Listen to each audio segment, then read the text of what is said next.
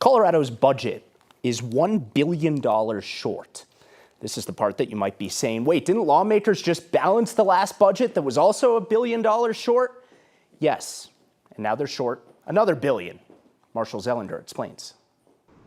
The state of Colorado is again short on money, but not jokes. And then we're also streaming live on all social media platforms, mostly MySpace. Top lawmakers met at the Capitol today to hear from the budget teams on how much the state is short after Congress passed and President Trump signed H.R. 1, the big, beautiful bill.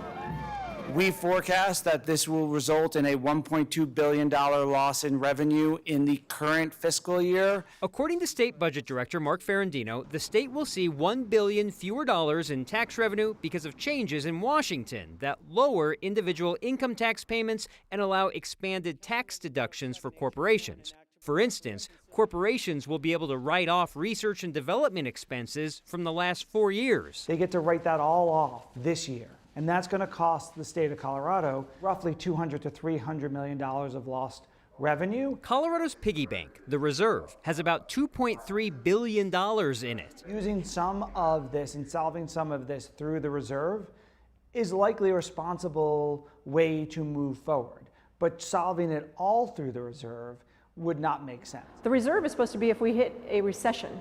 You know, it's our safety net if we hit a recession. It's not supposed to be because of poor planning. Republican State Senator Barb Kirkmeyer thinks state Democrats have a spending problem that Washington's budget bill is simply enhancing. It's not like we didn't know what Trump's promises were in his campaign. As you might expect, the solution to being $1 billion short depends on your political party. Kirkmeyer, the Republican, thinks the state should simply cut. Now, the governor has every ability to stop spending. He could do a hiring freeze right now, for example.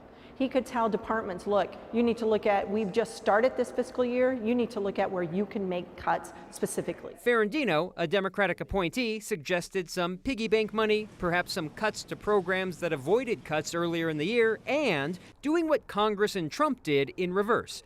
Change state tax deductions for corporations to bring in more money. Does it make sense to give tax credits to special interests? If the state simply used the piggy bank to cover everything, a special legislative session would not be needed. However, there's also a state law that requires that reserve money, the piggy bank, to be replenished the next year before spending on anything else, healthcare, schools, everything.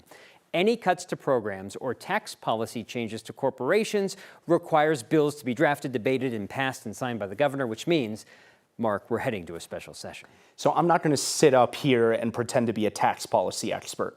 But how is it that the state can just change tax policy on a whim? Right, and I don't know that I have the full grasp of it, but what I believe is Colorado is one of few states that follows federal tax changes. And so what the state's considering is just because the federal government gave special tax deductions over here, the state would drop, but then they could pass a bill that says, actually, we're going to decouple and just keep it the way it was and not make the change the federal government is making.